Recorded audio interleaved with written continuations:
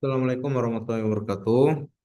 Pada kesempatan kali ini kita akan belajar untuk melanjutkan diskusi kita tentang kuliah data warehouse. Di video sebelumnya kita sudah mengenal definisi dari data warehouse. Jadi data warehouse adalah database khusus ya untuk pengambilan keputusan, untuk membantu pengambilan keputusan. Jadi sebagai sumber data dari BI yang sudah kita bahas di pekan satu juga, bahwa data warehouse ini merupakan kumpulan dari berbagai sumber data. Jadi kalau teman-teman masih ingat, di video sebelumnya, eh, ini adalah sumber data, ya, yang mana sumber data tadi akan diekstrak, kemudian ditransform bentuknya dan di-load ke dalam suatu database khusus, ya, relational database yang sebenarnya adalah data warehouse, ya. Di sini ada proses namanya ETL, extract, transform, load. Yang ini kita akan bahas di video lain. Kita juga tahu bahwa kalau kita bicara tentang data warehouse ya, kita juga akan membahas suatu istilah lain yang disebut namanya adalah data mart ya, data mart. Jadi kalau di video sebelumnya kita melihat eh, arsitektur ini. Ini adalah arsitektur data warehouse secara umum, di mana di sisi paling kiri ya, di sisi paling kiri kita melihat atau ini ya, mendefinisikan sumber data yang akan kita gunakan ya. Data source-nya apa? Bisa dari ERP atau dari aplikasi legacy gitu ya, aplikasi sebelumnya atau aplikasi sales ya, dan sebagainya ya. Oh, ini transaksi, aplikasi transaksi gitu. Kalau di kuliah kita mungkin ini adalah data misal di Igrasias ya, ini data di LMS ya, di kampus Telju ya, dan sebagainya ya, Sirama dan sebagainya. Banyak gitu ya sumber data. Sumber data ini bisa dari eh, ya idealnya aplikasi-aplikasi itu pasti mempunyai database sendiri-sendiri ya, umumnya seperti itu yang saling terintegrasi. Nah, dari banyak sumber data ini kita akan proses ya dengan penggunaan ETL, extract, transform, load ya, extract, transform dan load ini ya ke dalam suatu database khusus ya yang namanya adalah data warehouse ya, data warehouse ya. Nah, sebenarnya akan ada dua namanya enterprise data warehouse dan data mart ya. Jadi sebenarnya data mart itu ya eh, data warehouse yang lebih kecil, database yang lebih kecil. Nah, kita akan membahas dua istilah ini, enterprise data warehouse dan data mart ya. Yang pada akhirnya bisa digunakan oleh end user untuk kebutuhan misalnya untuk reporting gitu ya, OLAP, dashboard dan sebagainya. Nah, kita akan lebih membahas dua jenis data warehouse ini, jadi enterprise data warehouse maupun data mart. Keduanya ini merupakan tipe utama dari data warehouse. Jadi ada yang disebut namanya Enterprise Data Warehouse, ya, EDW gitu ya, dan Data Mart ya, Data Mart atau Data Marts ya, tergantung kalau banyak ya Data Marts gitu ya. Jadi Enterprise Data Warehouse adalah data warehouse dengan skala besar untuk seluruh perusahaan ya, untuk seluruh lembaga. Jadi kalau kita punya banyak banget sumber data bermacam-macam dan kita ingin integrasikan jadi satu tempat, namanya adalah Enterprise Data Warehouse. Tapi kalau kita hanya mengambil subset bagian gitu ya dari data warehouse tadi, pada subjek tertentu, ya, pada subjek tertentu. Makanya di salah satu karakteristik adalah subject oriented gitu ya. Subjeknya bisa banyak, tapi kita ingin fokus gitu ya di satu subjek atau satu departemen ya. Nah, itu kita sebut namanya adalah data mart. Atau misal kita ingin fokus kepada subjek marketingnya saja gitu ya. Gimana sih marketing tadi gitu ya? Apa sih yang bisa ditingkatkan dan sebagainya. Oh, ke operasionalnya saja gitu, finance-nya saja dan sebagainya. Ya, jadi hanya fokus pada satu subjek. Ya, data warehouse ini disebut namanya adalah data mart gitu ya. Jadi data mart itu data warehouse gitu ya, tapi subset dari data warehouse yang besar tadi yang hanya spesifik pada subjek tertentu. Ya, perbedaannya cuma itu aja dari skalanya. Mungkin kita akan bahas nanti beberapa perbedaan yang lain ya.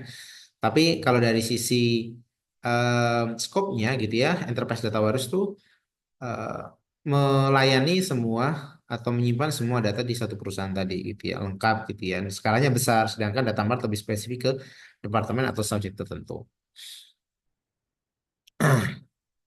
Nah, kita akan bahas sedikit tentang Enterprise Data Warehouse. Jadi, tadi saya sampaikan bahwa kalau kita bicara tentang Enterprise Data Warehouse adalah gudang data atau data warehouse yang digunakan untuk seluruh gitu ya, organisasi gitu. Jadi satu organisasi tadi menyiapkan semua sudut pandang gitu ya, dari berbagai layanan, dari berbagai subjek tadi. Jadi uh, bukan cuma spesifik di satu departemen ya. Dan tentu data warehouse tadi akan cocok dan bagus sebagai sumber data untuk mendukung bisnis intelijen dalam pengambilan keputusan strategis ya. Sebenarnya data mart juga bisa digunakan untuk pengambilan keputusan strategis, tapi hanya di subjek tertentu saja ya. Tapi kalau enterprise data warehouse itu secara secara utuh gitu ya, secara utuh. Nah, kita akan lebih banyak membahas tentang data mart ini ya. Nanti kita kan di akhir nanti kita kan juga membahas hubungannya data mart, data warehouse tadi ya lebih lanjut. Tapi kurang lebih seperti itu ya. Jadi sebenarnya data mart itu adalah data warehouse yang lebih spesifik kepada subjek-subjek tertentu. Nah, kalau kita lihat di gambar ini ya, kita bisa melihat sebenarnya enterprise data warehouse juga sebenarnya nanti pada akhirnya kita bisa pecah menjadi data mart yang lebih kecil. Ya, jadi ada pendekatan namanya adalah top down. Jadi kalau membuat data warehouse itu namanya ada pendekatan top down dan bottom up. Bottom up gitu ya. Tapi nanti kita akan bahas di terpisah ya pendekatan dalam membangun data warehouse ya. Nah, pendekatan yang menjelaskan bagaimana data warehouse yang utuh tadi itu yang enterprise data warehouse itu bisa dipecah-pecah menjadi data yang lebih sesuai dengan kebutuhan subjek gitu ya. Misal dalam hal ini dibentuk dalam data mart gitu ya. Itu pendekatan namanya top down. Jadi data mart itu adalah subset dari data warehouse yang lebih kecil ya, lebih kecil dan fokus pada area tertentu seperti pemasaran, keuangan, operasional dan sebagainya ya, registrasi gitu ya dan sebagainya ya. Nah, eh, data mart ya sering digunakan untuk memberikan akses yang lebih cepat dan spesifik pada pengguna yang memerlukan data terfokus. Jadi misal ingin memahami lebih cepat di subjek atau divisi pemasaran ya udah di fokusnya ada di sini saja. Tidak akan banyak data-data yang lain gitu ya. Tidak perlu melibatkan operasional secara langsung keuangan dan sebagainya ya. Tentu mungkin akan ada hal yang diperlukan, tapi fokusnya lebih ke pemasaran. Misal, oh bagaimana sih eh, eh, apa itu hasil periklanan gitu ya, seberapa banyak diklik dan sebagainya, seberapa banyak orang yang akhirnya melakukan pembelian dan sebagainya. Tentu itu akhirnya bisa kemana-mana ya, tetapi fokusnya lebih ke pemasaran. Oke. Nah, kalau kita bicara tentang data mart ya, ada beberapa karakteristik atau hal yang teman-teman pahami. Yang pertama adalah fokus pada area bisnis tertentu. Tadi ya spesifik gitu ya, spesifik areanya ya. Kemudian tadi ya tentu karena spesifik ya ruang lingkupnya juga terbatas ya. Jadi dalam satu lembaga perusahaan itu eh, tentu banyak hal gitu ya yang di cover gitu ya. Nah, pada data mart itu hanya spesifik pada subjek atau bisnis tertentu. Dibangun berdasarkan kebutuhan pengguna akhir ya. Tentu kalau misalnya dalam satu organisasi banyak departemen, banyak atau pengguna-pengguna itu yang tidak semuanya membutuhkan keseluruhan data. Misalnya hanya spesifik di data ini saja gitu ya. Di data ini saja ya. Data tentang pemasaran aja gitu tadi. Nah, sehingga ketika kita membangun data warehouse akan spesifik ke sini saja ya. Jadi tergantung kebutuhan pengguna akhirnya. Eh, Tidak perlu sampai menyiapkan semua data dari masing-masing departemen.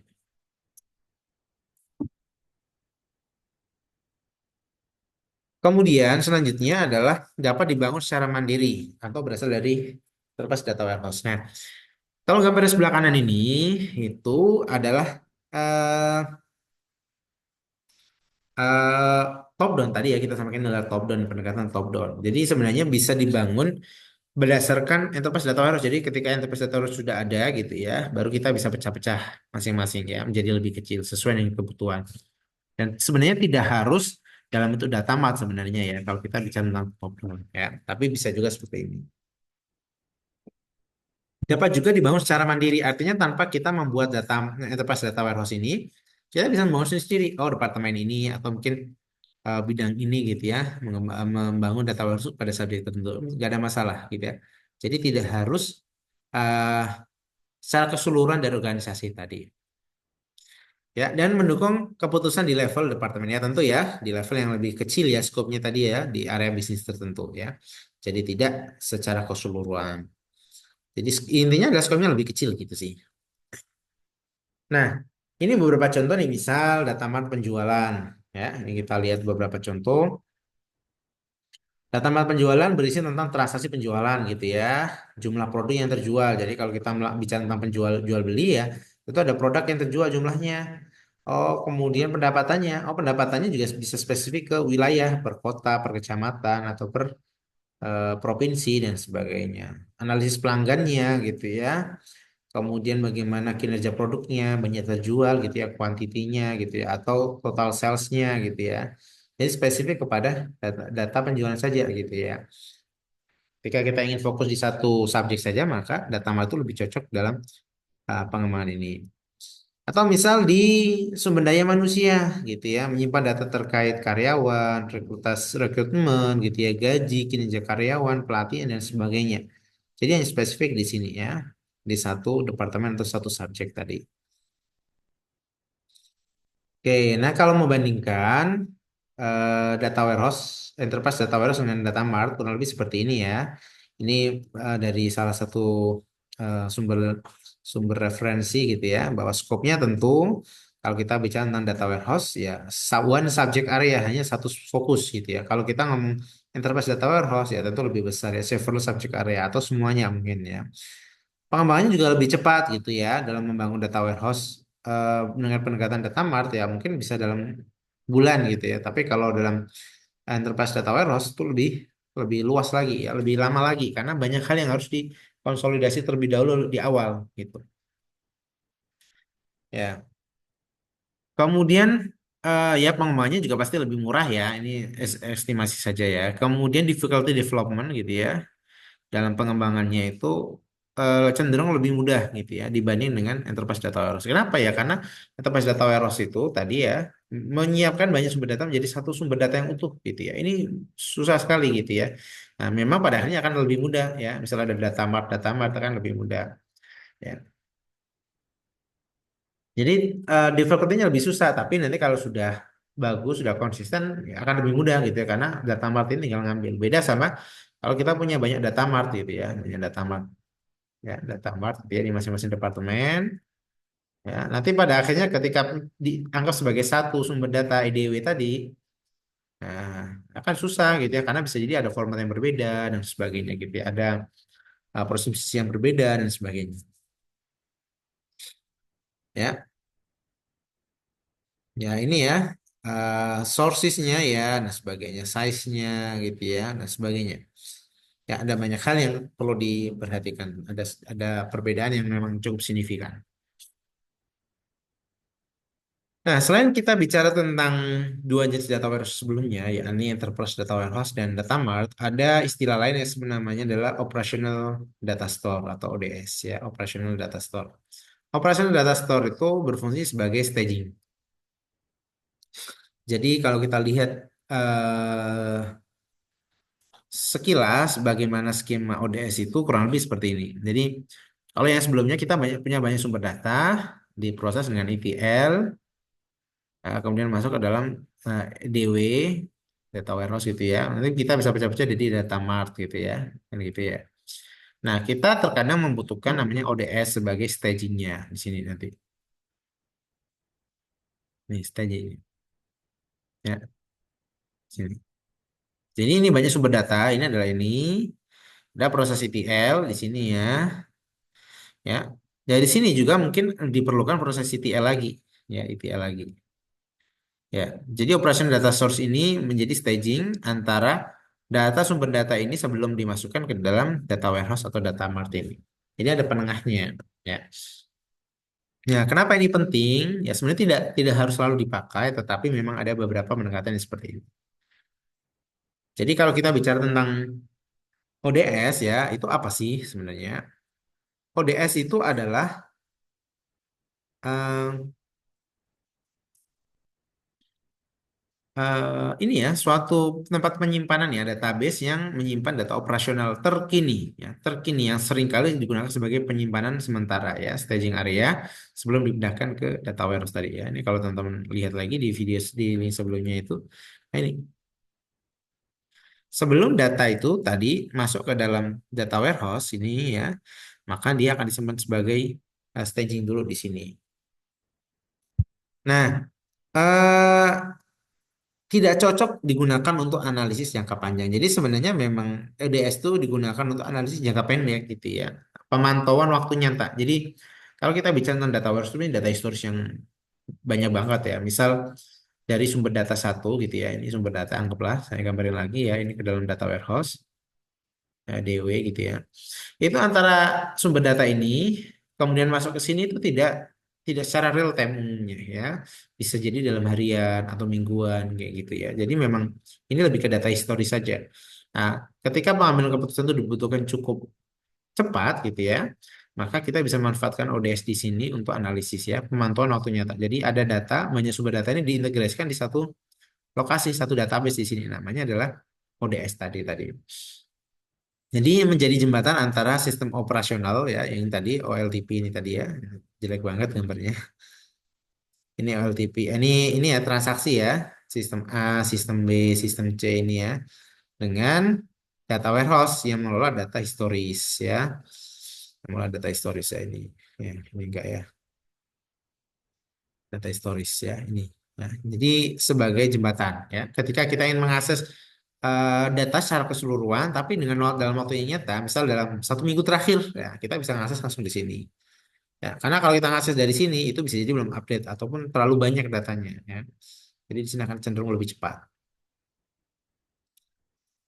Nah kalau kita bicara tentang ODS sebenarnya ODS itu gimana sih bentuknya ya bentuknya itu menggunakan relational model ya yang normalize ya atau normalisasi jadi kalau teman-teman pernah belajar database data relational database ya yang sempat saya share juga di video 2 linknya di deskripsi itu database tadi itu akan kumpulan dari banyak entitas ya tabel-tabel yang saling terhubung ya nah itu di mana bentuk skemanya itu harus paling tidak menggunakan chart normal form ya nanti kita bahas yang ada materi ini normal formnya ya ini nggak sampai redundans dan sebagainya nah bentuk ODS itu juga kurang lebih seperti itu seperti relational model jadi eh bentuk si ODS ini tadi ya ini ya itu bentuknya memang mirip relational model tapi sudah terintegrasi dari banyak sumber data masih relational model ya yang menggunakan short normal form yang menyimpan data yang real time atau near real time jadi cukup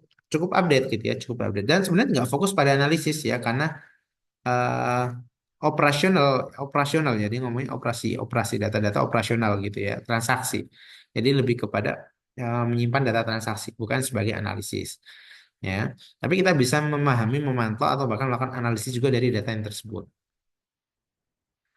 oke jika memang dibutuhkan analisa yang cukup real time ya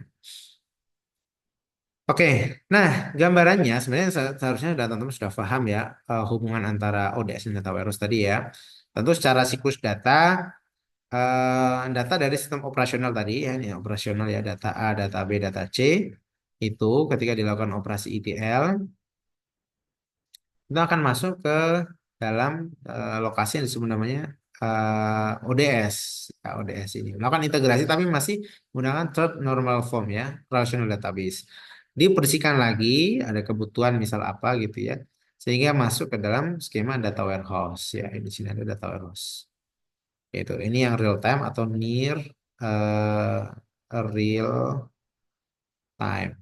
Oke, ini lebih ke data historis.